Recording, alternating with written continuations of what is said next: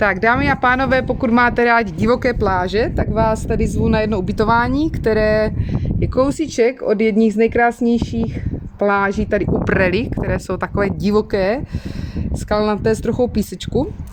A je tady takový dům, který má pěknou terasu na posezení a 2 apartmánky. Ještě to tady není úplně připravené na začátek sezóny, ale alespoň pro představu.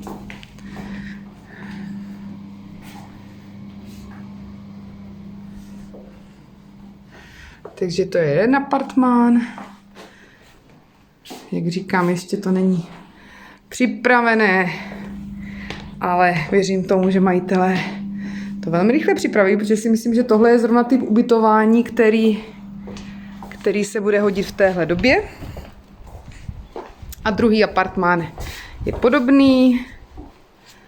Tady má trošičku větší prostor v té předsínce. To vypadá jako rozkládací gauč.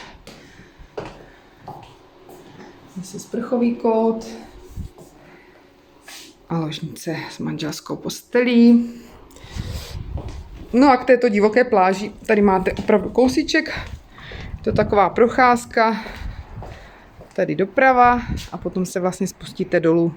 Je to spíš pro takový sportovnější typ lidí a pokud máte radši klasické pláže, tak si vydáte tady doleva. Mějte se.